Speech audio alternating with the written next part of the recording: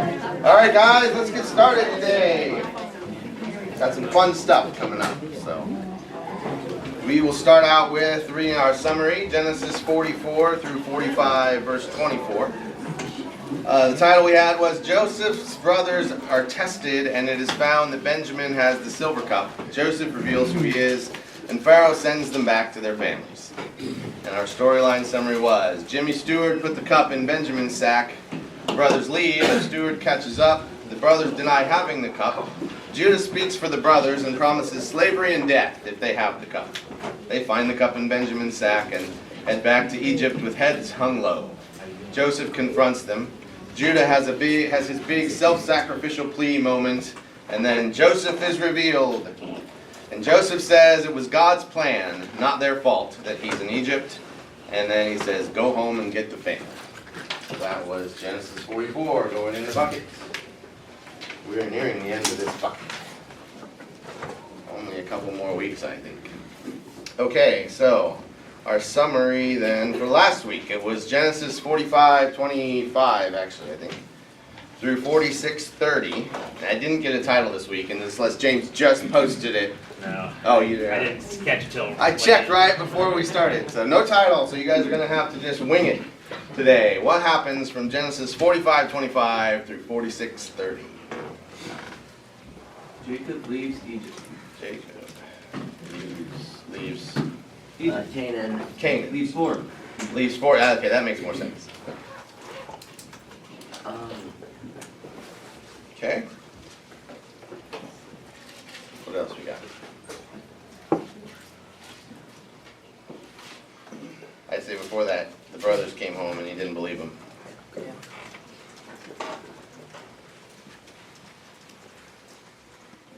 Jacob has a vision at Beersheba. Very good. Jacob's vision.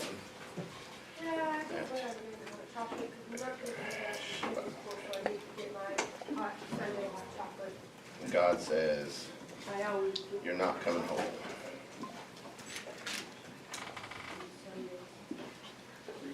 And what? I have a softball tournament after Sunday school. Her family goes back to Egypt. They pick up the family and head to Egypt? Mm-hmm. Yeah. I would say this. 70, 75 today. Oh yeah, that was important. So I think that was when they get there, so it'd go after this one. 70 or 75. Egypt. Okay. Very good. We didn't do a lot last week. We didn't get through like 3 chapters, only like 1. So is that where we left off? Well, Jacob saw Joseph. That's and right. said he Jacob. was ready to die because now he was alive. Are reunited. Joseph got some weeping in again. Yeah, that's true. Joseph weeps. Jacob says, I can die. I have seen Joseph. I shouldn't put quotes around it, because that's not exactly what he said. Alright, that look good to you guys? That's where we're at? Alright, father and son just reunited. And then, so we'll start back into this week. So I went over what a fractal was last week, and I'll kind of recover it today, because we're going to start with now that Joseph and Jacob have been reunited. I think this is a good time to look back over the Joseph story from start to finish and kind of compare that to other points in history. So the first point I wanted to make, though, was last time on the 70 and the 75 thing, I forgot to make one key point that I don't know why I never see people make this, but it's really important. We talked about how the most effective way to pull people from the saving knowledge of Christ is tell them that their translation is corrupted, right? Charles Taze Russell from the Jehovah's Witnesses. And the odd thing about that is we all hear that and we're like, well, everybody just has their own, translation. Translation is a testable question. It's not like we can't know, right? If you thought the translation was wrong, you would say, here's the original Hebrew, and here's what your translation says, and that's why that's wrong, but they never do that. They just say the translation is corrupted. I have new revelation, and now here's the new thing. Instead of just, the next time you hear that, just ask, okay, show me the words. Like, let's just look at the words. Let's see, did they translate that correctly? Was there some nuance they missed? Like, it's not that hard to figure that out, so. Okay, so back to the fractal. So we're going to start with drawing the butterfly picture that we had before, because I think it's going to anchor everything, right? We have this telescope view. We saw that the Bible is the story of all of history from the beginning of creation all the way until Jesus comes again with the new heaven and the new earth, right? So our butterfly picture that drew that showed that the shape of the story had this downward sloping arc. Because we start out with everybody, the entire universe, everything, and very quickly in Genesis we come down to, just the Middle East, and then we're just interested in Israel, in Abraham and his sons and Israel, and we kind of focus in until we get all the way to Jesus. Jesus even starts his ministry out in the surrounding areas around Jerusalem, and we kind of converge on Jerusalem, and then we converge on this 8-inch by 8-inch hole in the ground where his cross is placed. And that splits history in half between between BC and AD. And the entire world today reckons the span of their life relative to when that man was born, right? This otherwise random, unimportant son of a carpenter in a backwater town in the middle of Israel, right? And yet all of history defines itself by how far it is before or after that guy's death. So then after that, then we get Acts and the apostles are sent out, and we hit Revelation at the end of the story, and we zoom way back out to then new heaven, new earth comes, Jesus is ruling everything. And the shape of this story is this weird little funnel that kind of looks like a butterfly. Now along the way, we have learned that we have these things called inclusios. And a couple weeks ago, I showed you how we can draw those inclusios as these concentric circles. Right? One on the outer side encloses the story. We looked at 3 of them that were actually perfect concentric circles for Joseph. So I'm going to draw one here. That Joseph's story here, you can think of it as being enclosed by 7 years of like 7 and 7. We have this 7-ish period, 7 and 7, with the middle point where things transition, right? From everything we needed to famine, abundance to famine. Jesus' story could also be looked at that way. So Jesus' story, it's just shrunk. Remember when we looked at fractals last time, we saw that they repeat, but at different scales. As you zoom, you see similar patterns, but there's slight differences. So if you split Jesus' ministry, he starts at 30, and halfway through, about 3.5 years into a 7-year period, is when he's crucified. Major change. So we have abundance, right? And then after he's crucified, the next 3.5-year period ends with Stephen's martyrdom.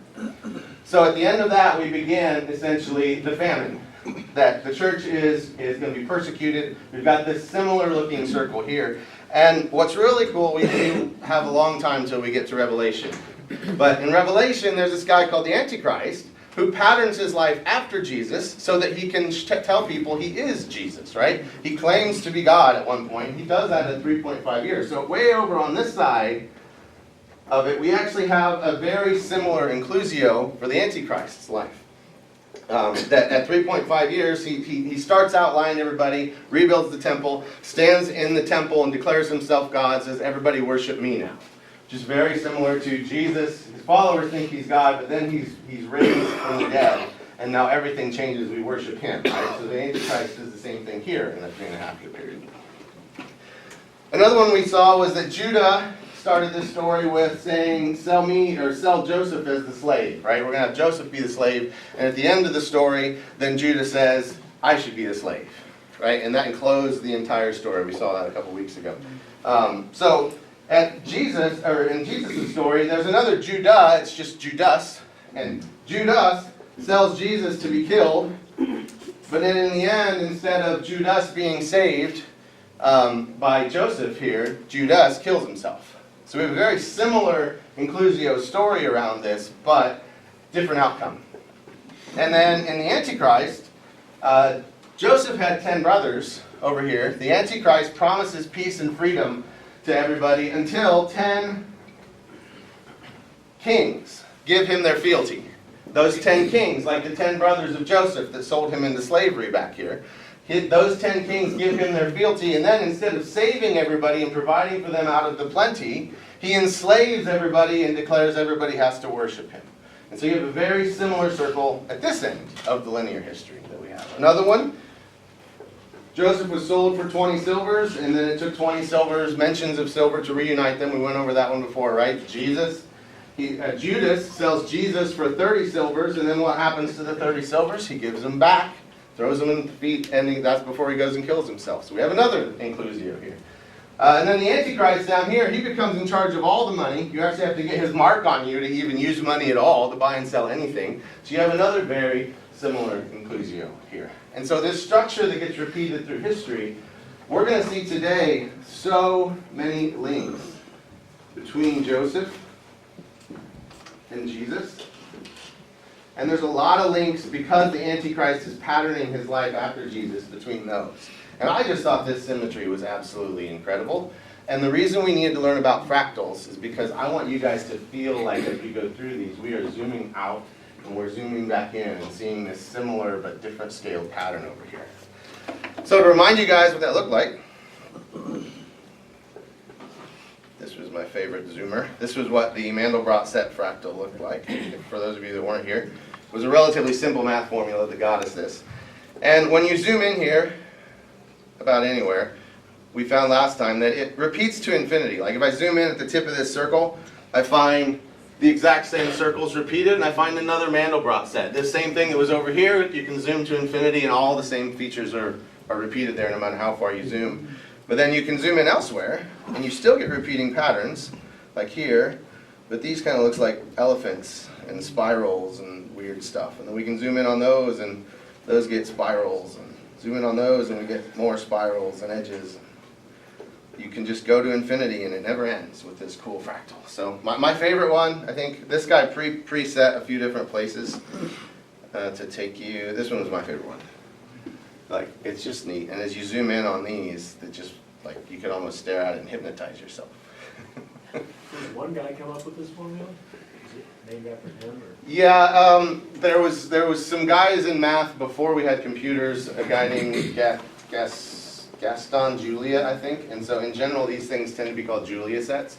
But in the 80s, a guy named Benoit Mandelbrot, which is who this is named after, was the first guy to plot one of these things. He had a computer.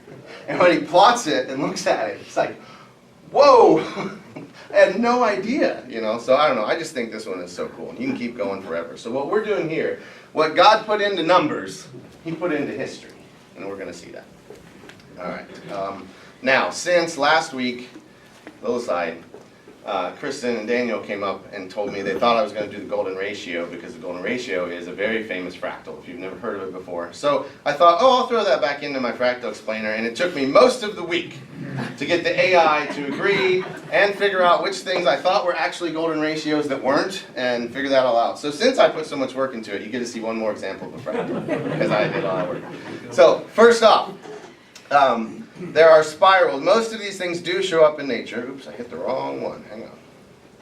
There are spirals according to a sequence called Fibonacci. So if I draw a square and the length of its side is 1, and then I draw another square and the length of its side is 1, what's the length of the sum of those two squares? It's 2, right? So if I just draw a 2 square above it, it's going to look like this.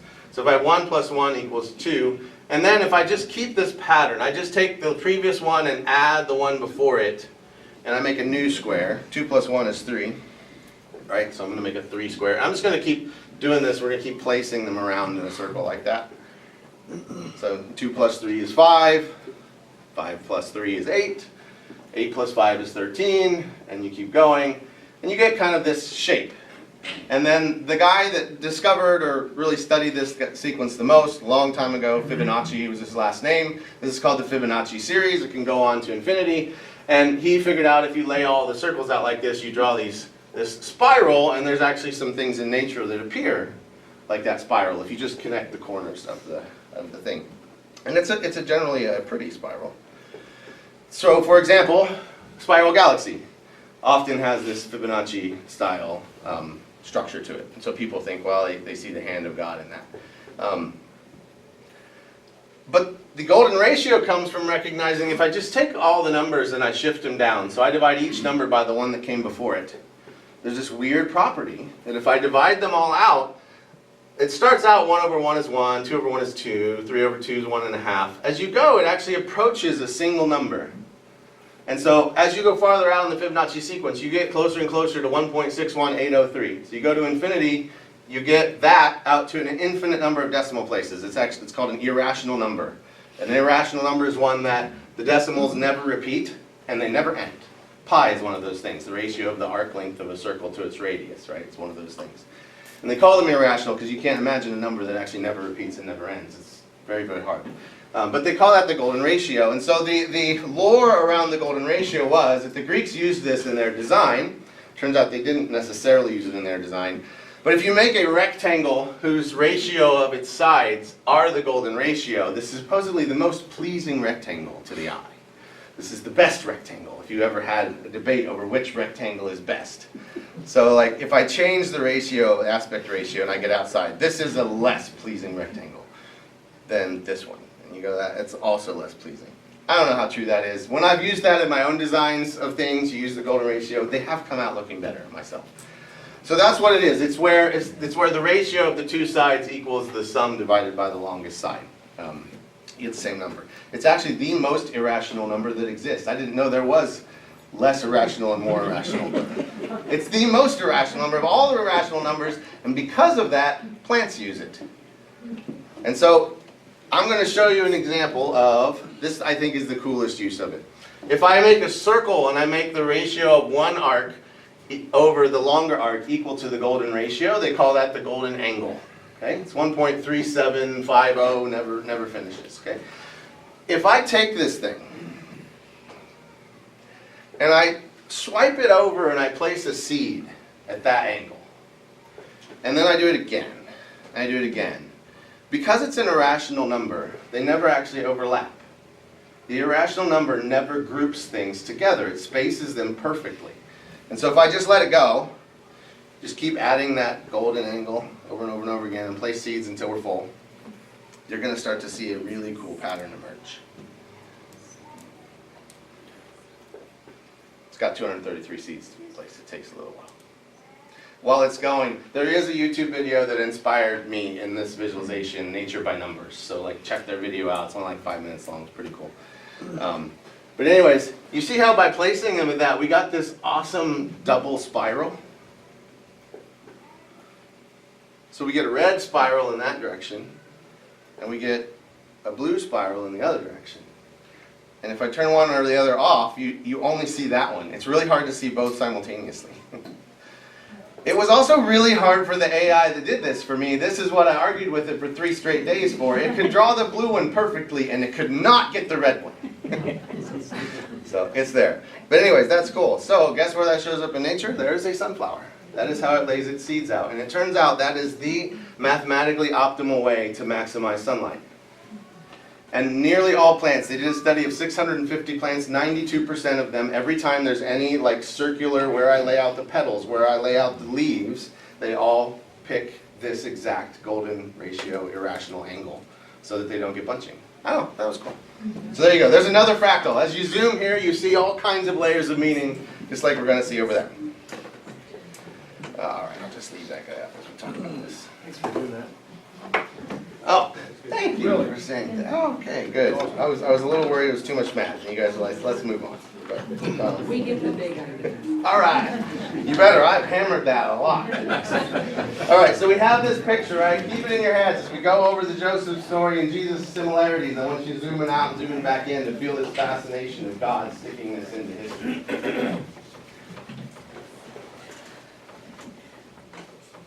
And I don't know how after you see this, unless you just flat out have a veil over your eyes, how you can't see Jesus as the Son of God. But people do. Here we go. So the first one, I'm going to list some things here. Now, I've already listed a lot of things as we went, where Jesus and Joseph had very similar stories, right? I tried not to repeat any of those in this list. These should be new. So, the first one I'm going to list is centered around the human brothers. Jesus' human brothers, the Jews, plotted to kill him, thinking to keep their power and position in Rome. They thought he was dead, and then miraculously found him alive again and ruling over everybody. Right? Joseph did the exact same thing. We zoom out of Joseph's story, we see Jesus in the same position. Jesus' spiritual brothers, the appointed sons of God. You know, they're not truly his brothers, but if they're all sons of God, you think of them as brothers. His spiritual brothers were cheering on the crucifixion, right? They were helping this along. Satan entered into Judas's heart to crucify him because, as it tells us in Jude, they thought they had won, right? His spiritual brothers thought they had finally won, and now they're going to get to take over because they killed the son, right? And then they were surprised and said, oh no, we screwed up. Just like Joseph's brothers. Saving Gentiles. Jesus first came to the Jews. He says, I came to the Jews first and also the Gentiles. And the Gentiles got saved as a result of the Jews not accepting Christ. He says, I invited everybody to the marriage supper and they didn't come. So I sent my servants out to invite everybody else. Joseph in Egypt says to the brothers, the reason he went to Egypt and saved all the Egyptians was so that the Israelites could be saved. I don't know if we have that part in the story yet or it's coming soon. So the Egyptians got saved as a byproduct of trying to save the Jews in Joseph's life. We have an escape to Egypt. Jesus was taken to Egypt by God as a child to escape being murdered by the king of Israel because of a prophecy that he would be king over Israel. And Joseph was taken to Egypt by God as a young man to escape being murdered by the sons of Israel. Remember, they were planning to murder him. And then he ends up going as a slave to Egypt to escape from them. So, same thing. Next one. Gathering the harvest at 30. What age was Joseph when he got into Pharaoh's service? He was 30. What age was Jesus when he began his public ministry? 30. Joseph began gathering in literal harvest of the grain in the abundant period in his primary position at age 30 in preparation for 7 years of famine. Jesus began his public ministry gathering the harvest of souls at age 30, and the 7th year of plenty ends with Stephen's martyrdom.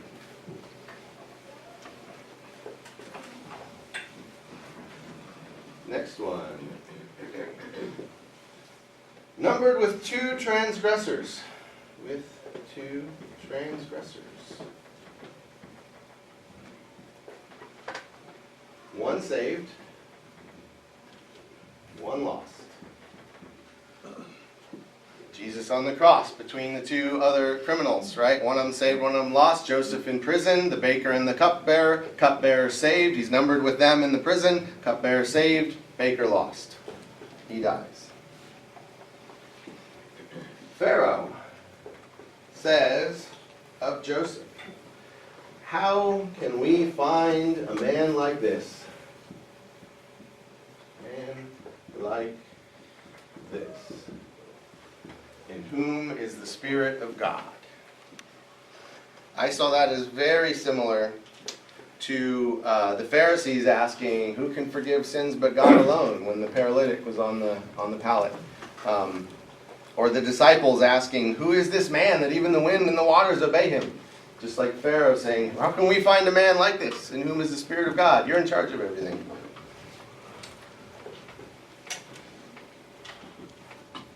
Jesus was led like a silent lamb to the slaughter. Did we ever hear Joseph complain? All the stuff that happened to him? He was led like a silent lamb to the slaughter, just like Jesus was. Now this is a repeat. Joseph sold for 20 pieces of silver, Jesus sold for 30. Next one. Joseph fed people with miraculous bread. bread is what's in Egypt that is miraculous, and without God's intervention in this, there would not have been any of that bread. God made this bread. And he did the same thing when Jesus created bread to feed the 5,000 and to feed the 4,000. Zooming out, zooming back in. He's a servant leader. Jesus said, I came not to be served, but to serve. Everywhere that Joseph gets in charge, all he does is serve.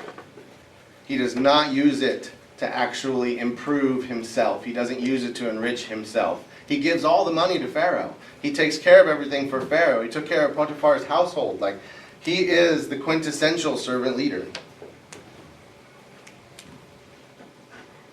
Next up, Jesus warned us there is coming persecution, and deliverance. Joseph and Jacob's descendants knew that there would be a long time of persecution coming because of God's promise to Abraham, but they were to stand firm through the fire. And when God finally delivers them back to the promised land, Joseph tells them to take his bones with them. Jesus predicted persecution for his name's sake, for all of his followers, even through Revelation, but told us to hold firm until he returns on the clouds of heaven with a new earth and a new heaven. Same thing. Jews are about to get persecuted just like his church gets persecuted. God tells the Israelites later one of the reasons they had to go to Egypt was because he was going to give them a whole lot of laws about the strangers in their midst. And he tells them over and over and over again, you went to Egypt and now you can sympathize with what it's like to be a stranger. Just like Jesus came so that we had a high priest in heaven that could sympathize with what it's like to be a human. Right? He tells us that. We have a high priest we know knows what it's like to be us. Just like now the Israelites know what it's like to be strangers. So they shouldn't oppress the stranger. The next one, Jesus' second coming. I did find a list of these. There was 100 in the list, so we've only got about 75 more. No, we're almost done. Almost done. Some of them seemed like a stretch to me. I tried to only do the ones that I didn't think felt like a stretch. If you guys think it feels like a stretch, you'll have to, maybe we'll vote on it or something. But this one came from one of the commentators I like to listen to, J. Vernon McGee. I know Danny really likes him. If you've never listened to him, he read the entire Bible with commentary, just like I'm doing on the radio in the early 2000s, like late 90s, I think. And it's all available for free. It's called Through the Bible, if you look for it. But he sounds exactly like Paul Harvey. It is Paul Harvey commenting on the Bible, and it is really fun. So anyways, and he's a really smart guy. He, in this section, quoted 2 verses from the Old Testament, just pulled them out and read them, and it was really powerful to me. So I went back, and I expanded a little bit.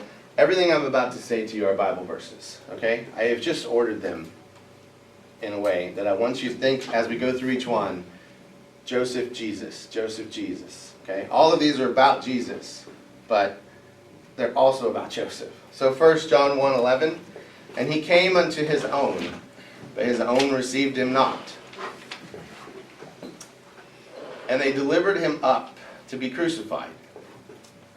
A partial hardening has come upon Israel until the fullness of the Gentiles has come in. And in this way all Israel will be saved. As it is written, the deliverer will come from Zion, and he will banish ungodliness from Jacob. And this will be my covenant with them when I take away their sins. Behold, he is coming with the clouds, and every eye will see him, even those who pierced him. And all the tribes of the earth will wail on account of him. Is there a better description of the brothers in the palace before Joseph? That all the tribes of Israel saw him coming on the clouds of heaven, and they wailed on account of him. Remember, they were dismayed. And one shall say to them, what are these wounds in thine hands? And then he shall answer, those which I was wounded in the house of my friends.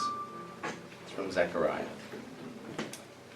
And then I am picturing in the last day, when Jesus is revealed and they're all looking at him, what he would say to the Israelites is, behold, I am thy brother Joseph.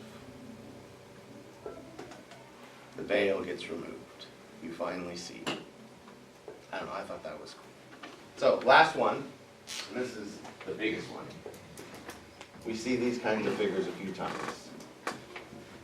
Messianic prototype. I think this is the most important one of all. Joseph is a singular messianic figure savior. He's a lone figure standing against the storm, and he's only able to stand because of his relationship with God. The world who rejected and punished Joseph is the very world that Joseph alone saves.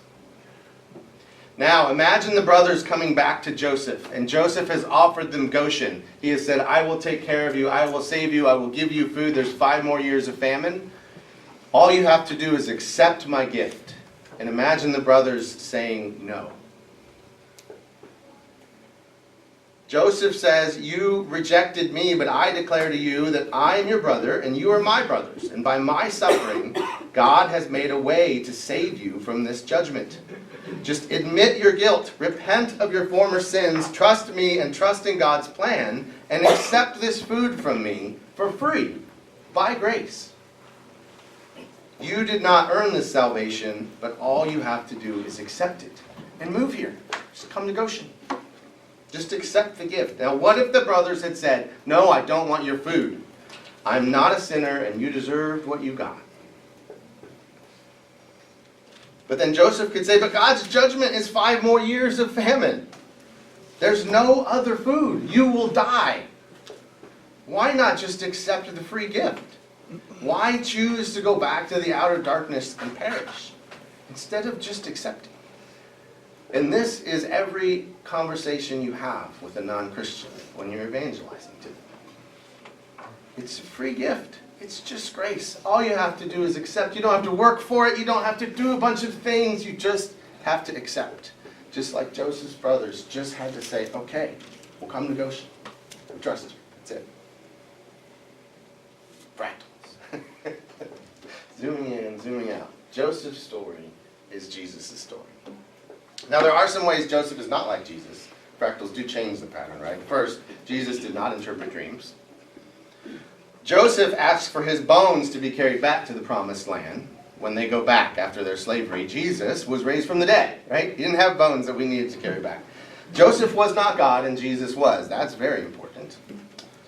And Joseph was not completely sinless. We know that. No human was completely sinless, but Jesus was.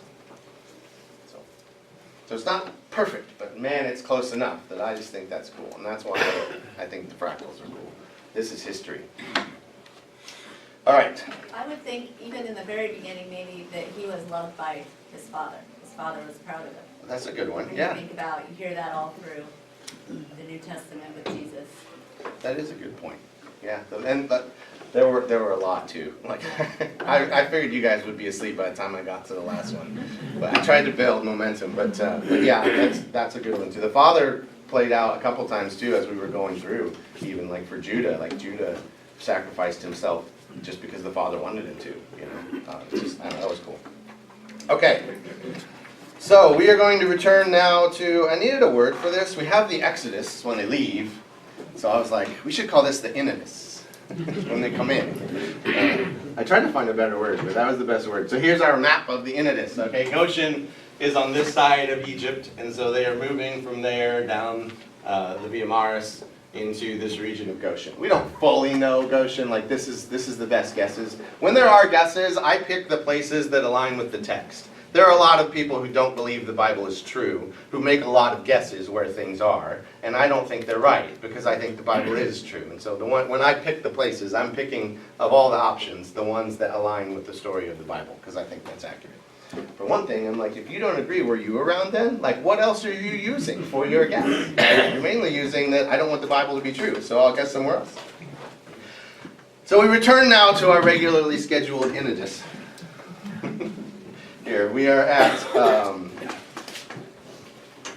Genesis 46, verse 31 is where we're going to start. So to pick back up where we were, remember from our summary that Jacob has just seen Joseph and says, I can die now. And understand, we talked last time about how, you know, if I haven't lost a child, I probably can't imagine what it's like. And Jacob had lost a child. Now try to imagine what it would be like to see that child alive again, and not just alive, but wildly successful with a family and kids, like everything you would have ever wanted for them, right? Like, it couldn't have turned out any better for Jacob. So, verse 31. Joseph said to his brothers and to his father's household, I will go up and tell Pharaoh and say to him, now my brothers and my father's household who were in the land of Canaan have come to me, and the men are shepherds, for they have been keepers of livestock, and they have brought their flocks and their herds and all that they have. Now, when Pharaoh calls you and he says, what is your occupation? You shall say, your servants have been keepers of livestock from our youth, even until now, both we and our fathers, in order that you may dwell in the land of Goshen. For every shepherd is an abomination to the Egyptians. At which point, surely one of the brothers was like, Joseph, are you sure about this? you sure you want us to move here? We're abominations to them, you know. What he's doing here is kind of, imagine like you were the Secretary of State of the United States, okay, and like your parents are coming to meet the president. You're going to school them in exactly how to behave and what needs to happen. He doesn't want to cause an international incident. Don't jeopardize Goshen. We've got this locked in, guys. Don't say the wrong things. You need to say this, and then we're out of there. What was the point of shepherd? Why were shepherds like despised there? So we covered that a couple weeks ago, that we don't know for certain, okay, it could be anything. The earliest record we have is an ancient historian named Herodotus, who said that the reason the Egyptians don't associate with foreigners, they won't give them kisses on the cheek, they won't touch them or anything like that, the foreigners are abominations, is because they have two gods, two of their gods, the one starts with an I, I'm sorry, I forgot. Two of their gods are female cows. And so if you were working with female cows or could have eaten a female cow, you're unclean. That's what abomination is in this context. It's like, you're just unclean, we can't touch you because now we can't go and worship our God because you might have eaten a cow. But what that does, though, is it creates a holy people. Do you guys know what the word holy means? It means separate. That's what holy means. It usually carries this connotation of good and separate, but it fundamentally means separate. And so he needed this to make them separate, or they would have just dispersed throughout all of Egypt. And so the way they got made separate was they brought all their herds with them, and they're going to be the official shepherds of Egypt, even though they're abominations, and that keeps them in Goshen on their own, separate from the people around them. And that is the way the Jews have lived since that time. Every nation they've lived in, there was a 2,000-year diaspora, we haven't really covered that much in any of our history, where they got kicked out of Israel after AD 70 when everything got destroyed, and they didn't come back till 1947, I think? And so for 2,000 years, they only lived in other nations, and they always created areas where they were a separate people. Partly because of the rituals that God needed them to perform was intended to keep them separate. So that's why you go to New York, you find Jewish boroughs, right? Like, it's still the way it is today. Okay. So, 47. So Joseph went in and he told Pharaoh, my father and my brothers with their flocks and herds and all that they possess have come from the land of Canaan. They are now in the land of Goshen. And from among his brothers he took 5 men and presented them to Pharaoh. And Pharaoh said to his brothers, what is your occupation? And they said to Pharaoh, your servants are shepherds, as our fathers were. And they said to Pharaoh, we have come to sojourn in the land, for there's no pasture for your servants' flocks, for the famine is severe in the land of Canaan. And now, please let your servants dwell in the land of Goshen.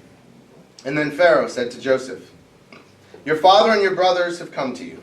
The land of Egypt is before you. Settle your father and your brothers in the best of the land. Let them settle in the land of Goshen. And if you know any able men among them, put them in charge of my livestock. That was sheep and goats, by the way, not the female cows. You're still a shepherd if you were doing that. Then Joseph brought in Jacob his father and stood before Pharaoh. And Jacob blessed Pharaoh. And Pharaoh said to Jacob, how old are you? That's literally what he said to him. He says, how many are the days of your life? He didn't say, welcome Jacob's father. Or anything. He just says, how many are the days of your life? And Jacob said to Pharaoh, the days of the years of my sojourning are 130 years. Few and evil have been the days of my years of my life, and they have not attained to the days of the years of my life, of the life of my fathers in the days of their sojourning. And Jacob blessed Pharaoh and went out from the presence of Pharaoh. Then Joseph settled his father and his brothers and gave them a possession in the land of Egypt, in the best of the land, in the land of Ramses, as Pharaoh had commanded. And Joseph provided his father, his brothers, and all his father's household with food, according to the number of their dependents. I just could not stop laughing at that. Like, Pharaoh's first thing is, how old are you? I don't know if Jacob expected that or not, but one of the reasons that I went and looked up, like, so Jacob is basically almost 100, he's 130 right here. He's going to be there 17 more years. He dies at 147. Okay, he's 130 years old.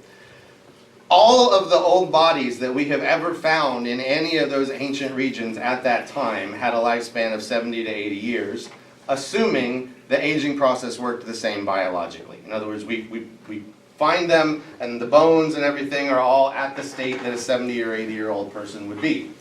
So for Jacob to be 130, yeah? They also have a good idea of how long ago those skeletons died also. Yes, it's true.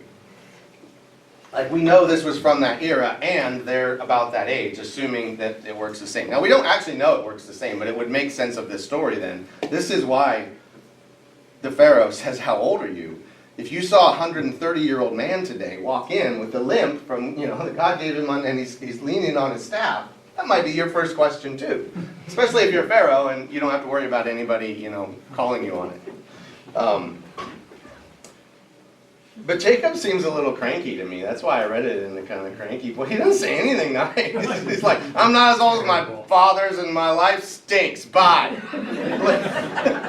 Right? Isn't that what he said? So, I don't know. He does use the word sojourning, though. I thought that was strange. He called his entire life a sojourn. I think he still felt like this nomad waiting for the promised land to finally be theirs. He knows this is the end of it. We all kind of feel that way about our existence in this world as a sojourn or a trip to get back to heaven. But Jacob always sees himself as the victim. This whole thing here is how he's the victim. And there was a secular Jewish commentator, Robert Alter. He wrote a commentary on the Bible. He had a good point, even though he was secular. He said, Jacob has actually gotten everything he ever wanted. He had many sons. He married his beloved Rachel. He got his father's blessing to take over the family. He had great wealth. He has God's promise. His son is alive again. But in a testament to just how real the book of Genesis is, he did not get them in the way that he wanted or expected. And so even though he got everything he ever wanted, since it was in a different way, he's nothing but miserable and has been his whole life. Sometimes it's good for us to step back from our own lives and get out of the weeds and be like, you know what, actually things are pretty good. It says that his days were evil, which is weird. We wouldn't say that. There's only one word in Hebrew for evil, bad, disagreeable, difficult. It's the same word, it's ra. And so a lot of times they'll translate that in the text as evil, just so they're trying to be consistent with the word. But what he meant by that, I think, was difficult, right? He lists, I had a hard life, and I'm not even as old. He's like, you should have seen my dad. He was really old,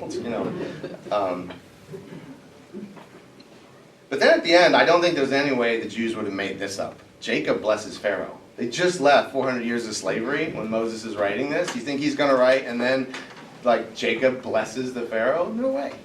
I often wonder, too, whether that was a little awkward for Joseph.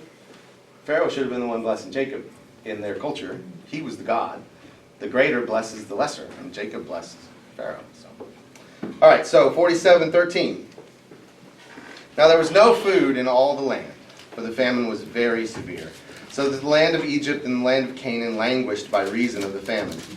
And Joseph gathered up all the money that was found in the land of Egypt and in the land of Canaan in exchange for the grain that they bought. And Joseph brought the money into Pharaoh's house, and when the money was all spent in the land of Egypt and in the land of Canaan, all the Egyptians came to Joseph and said, "Give us food. Why should we die before your eyes, for our money is gone?" Pharaoh had all the money. Literally all the money in the entire region. I don't know of any other time that would have ever happened. Right? This is crazy how this has turned out. Joseph answered, "Give your livestock and I will give you food in exchange for your livestock if your money is gone." So they brought their livestock to Joseph, and Joseph gave them food in exchange for the horses, the flocks, the herds, and the donkeys. He supplied them with food in exchange for all their livestock that year. Who's in charge of the Pharaoh's livestock? The guys in Goshen, the Israelite brothers. Joseph literally just gave his brothers control over all of the animals in this entire region, right? Smart move. Anyways, where were we at? We were at 18. "And when that year was ended, they came to him the following year and said to him, 'We will not hide from my lord that our money is all spent.'" Like, we're broke. "The herds of livestock of my lords, there's nothing left in the sight of my lord but our bodies and our land. Why should we die before your eyes, both we and our land? Buy us and our land for food, and we with our land will be servants to Pharaoh. And give us seed that we may live and not die, and that the land may not be desolate." So Joseph bought all the land of Egypt for Pharaoh, for all the Egyptians sold their fields, because the famine was severe on them. The land became Pharaoh's. And as for the people, he made servants of them from one end of Egypt to the other. Only the land of the priests he did not buy, for the priests had a fixed allowance, and Pharaoh lived on the allowance that Pharaoh gave them, and therefore they did not sell their land. So the Pharaoh in Egypt, ancient Egyptian history, he sort of lived he had power from a two-legged stool, the military and the priesthood. So the priests get to keep their land because he needs their support to stay Pharaoh, or he's not Pharaoh. So that's why they got I also have a question, because it says, "Take our land and our bodies and make a service." So then it says he also bought it from them. But if he would buy it from them, he'd be He paid giving them them money. Well, he paid them in grain. He didn't pay them in money. Okay, I was about to say, it's like, Yeah. if you buy something, I mean, unless it should say they traded it Yeah. instead of. That's a good question. That is what he did. He gave them the food so they could continue. So 23. "Then Joseph said to the people, 'Behold, I have this day bought you and your land for Pharaoh. Now here is seed for you, and you shall sow the land. And at the harvest you shall give a fifth to Pharaoh, and 4/5 shall be your own, as seed for the field, and as food for yourselves and your households, and as food for your little ones.' And they said, 'You have saved our lives. May it please my lord, we will be servants to Pharaoh.' So Joseph made a statute concerning the land of Egypt, and it stands to this day, that Pharaoh should have the fifth, that the land of the priests alone did not become Pharaoh's. So you owe a 20% tax to the government in exchange for us giving you all this food, which actually ain't bad. We pay a heck of a lot more than that in America right now. I would love 20% for everything. You add up all the taxes you pay, it's way more than 20%. We do take for granted in this story sometimes the honesty of Joseph. He had everything, and he gave it all to Pharaoh. He did not keep it. This story would not have worked if Joseph had not been honest. That was key to God's plan here. That had to happen, and there are very, very few people you could ever point to in history that had that kind of power, who stayed honest and uncorrupt the whole time through. And Joseph did. Couple more points.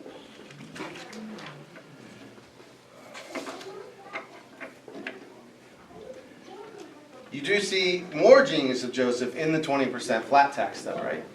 20% tax.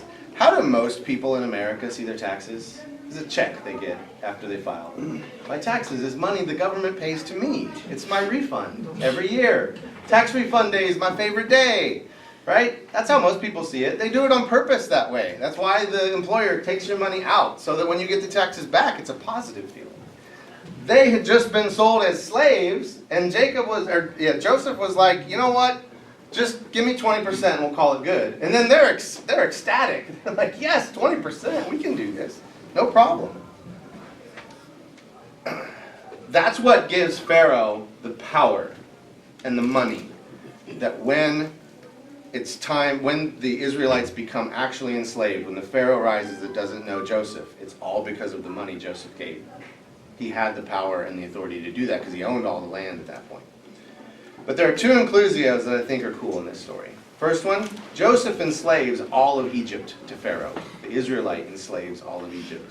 And later, a different Pharaoh enslaves all of Joseph's family. That's coming. And another one is money.